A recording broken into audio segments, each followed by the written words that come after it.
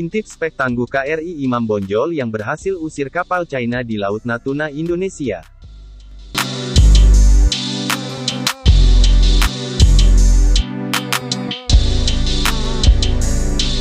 Baru-baru ini publik Indonesia kembali dikejutkan dengan kehadiran kapal China di Laut Natuna. Kehadiran kapal China di Laut Natuna langsung ditangani dengan sigap oleh TNI AL.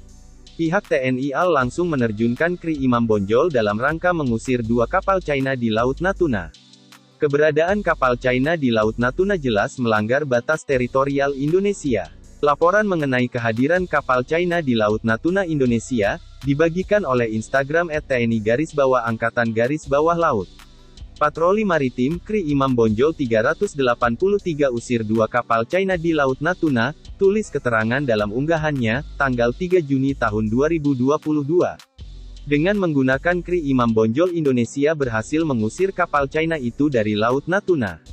Lantas seperti apa spek tangguh dari KRI Imam Bonjol yang berhasil usir kapal China di Laut Natuna? KRI Imam Bonjol diketahui merupakan kapal perang yang masuk ke dalam kelas Parhim. Berikut zonajakarta.com akan memaparkan spek secara umum dari kapal kelas Parhim. Dalam laporan Russianships.info, kapal kelas Parhim memiliki spesifikasi dengan perpindahan antara 865 hingga 935 ton. Soal ukuran, kapal kelas Parhim memiliki dimensi panjang sekitar 75,3 meter dengan balok 9,78 meter dan bagan 2,65 meter. China mendasari klaim di Laut Natuna Utara dengan hamparan Nindas Line. Oleh sebab itu Indonesia menolak dan tak akan mengakui Nindas Line China di Laut Natuna Utara. Indonesia juga meminta China untuk menghormati UNCLOS dalam menyikapi klaim di Laut Natuna Utara. Adanya kapal China yang masuk ke teritorial Indonesia di Laut Natuna jelas menimbulkan ketegangan geopolitik kedua negara. Ketegangan antara Indonesia dan China di Laut Natuna Utara juga disampaikan oleh Al Jazeera.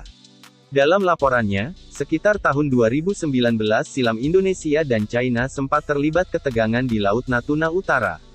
Peristiwa itu mengacu pada sengketa internasional atas salah satu wilayah yang paling disengketakan di dunia, karena Indonesia dan China mengklaim menguasai wilayah di Laut China Selatan yang terletak di perbatasan Pulau-Pulau Natuna, Indonesia.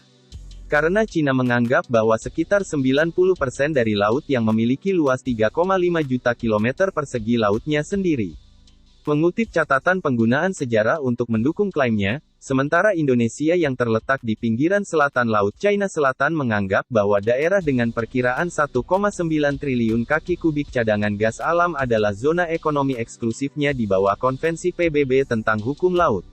Pada akhir 2019, dunia hampir menyaksikan konflik militer antara Indonesia dan China sebagai akibat dari praktik terakhir di kawasan ekonomi Pasifik, yang oleh Indonesia disebut Laut Natuna Utara, sementara Beijing menganggapnya sebagai daerah penangkapan ikan tradisional China.